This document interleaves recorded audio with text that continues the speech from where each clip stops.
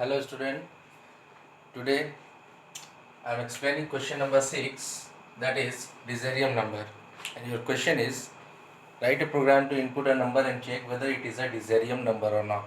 So first of all you have to know what is Desarium number, which number is called Desarium number.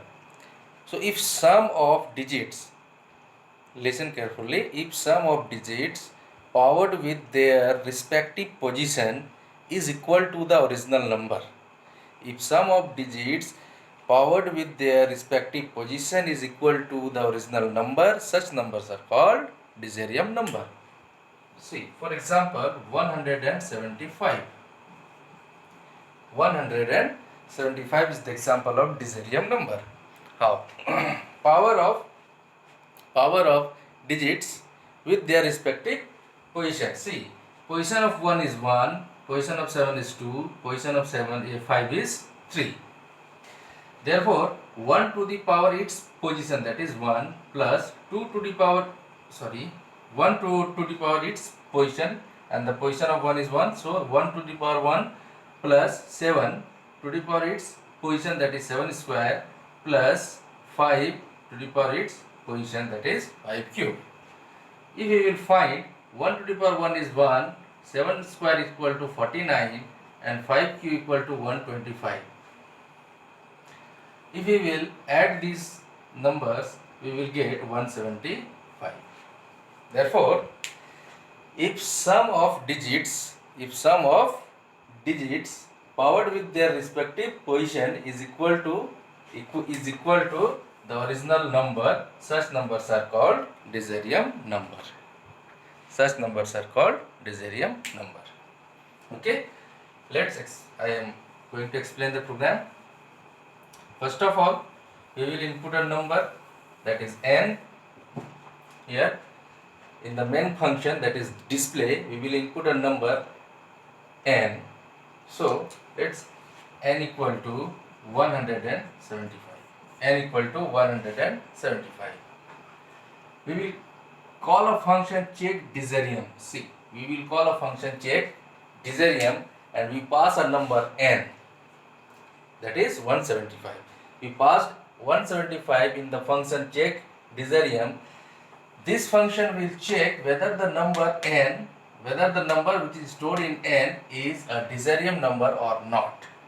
So when this line will be encountered, the control transfer to here, means the control search the function check Desarium, it is here, it is founded here, and the value which is stored in n is transferred to x, therefore the value of x is also 175. Now see what happened inside this function. We have taken this variable I, digit equal to 0, c equal to 0, p equal to 0, s equal to 0 and semicolon. In the first loop, for I equal to x, I greater than 0 and I division equal to 10, c plus plus. In the first loop, what is happening here? See, I equal to x. I equal to x means I equal to 175. Next is I greater than 0. I greater than 0. That means 175 is greater than 0. Condition is true. Then the c plus plus will be executed. So the initial value of c is 0. If c plus plus will execute, the value of c is incremented by 1. Therefore, the new value of c is 1. Is it clear? Again, I equal to I by 10, that is I division equal to 10 is equal to I by 10. So we know one digit will be removed from the last if we will divide a number by 10. So the new value of I is now 17. Again the condition will be checked, that is 17 greater than 0, it is again true. Again c plus plus will be executed. Now new value of c is 2.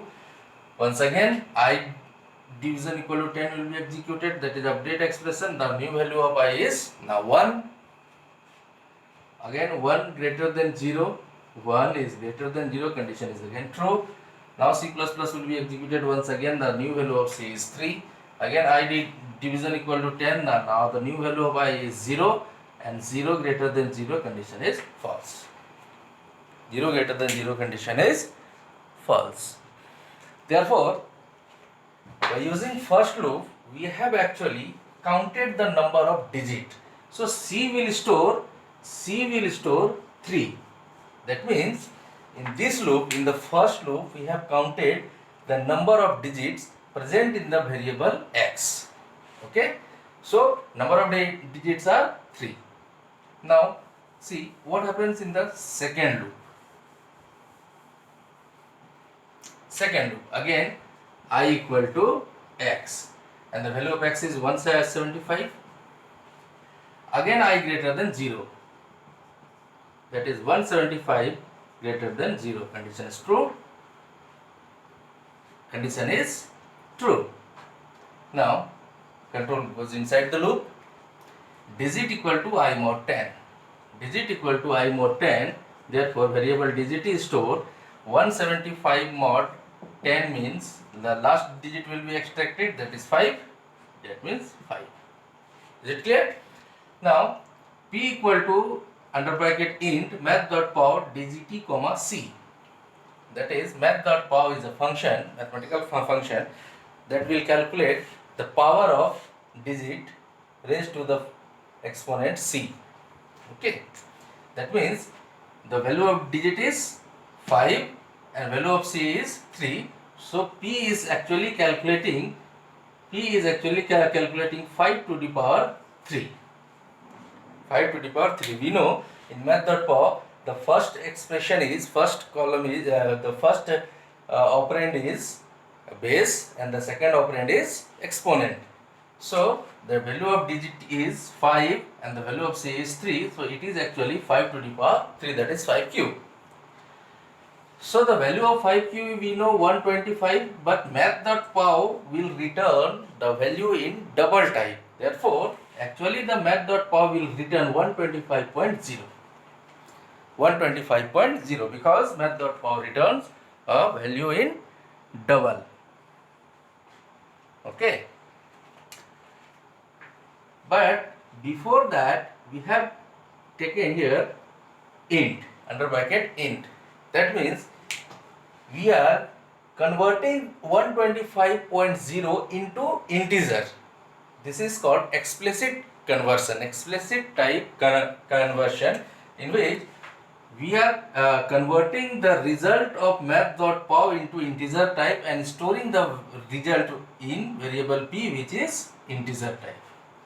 Means 125.0 becomes 125 only. Okay. Now s equal to s plus p. The value of s is 0 and value of p is now 125. So 0 plus 125 is equal to 125. And c minus means the value of c is 3. It is decrement operator, therefore value of c is decreased by 1. Now the new value of c is 2. Again the control moves to update expression, that is I by equal to 10. Now the new value of I is 17. We know if we will divide a number by 10, the last digit will be removed. 17.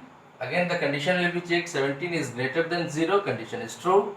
Again digit equal to I mod 10. Therefore new value of digit is 7.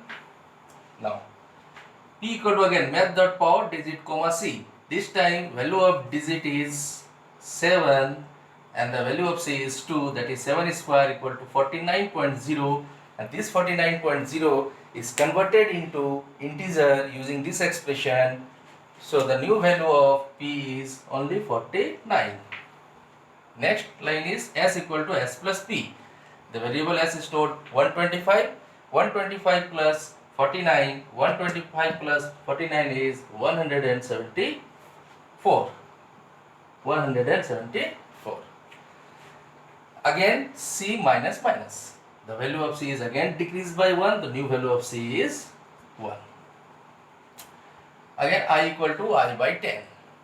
Control moves to update expression. I division equal to 10. Therefore new value of I is 1. New value of I is 1. Again condition will be checked, that is 1 is greater than 0, condition is true. Inside the loop, digit equal to I mod 10, the value of digit is this time 1.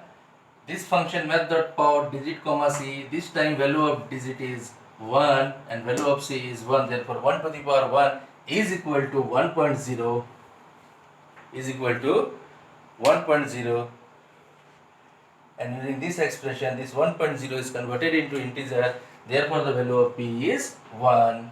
S equal to s plus p, s will store 175, s is stored 174 and p equal to 1, therefore 174 plus 1 is 175. Again c minus minus, the c is decreased by 1, that is 0, then I equal to I by 10, new value of I is 0 and condition 0 greater than 0, condition is false. Condition is false.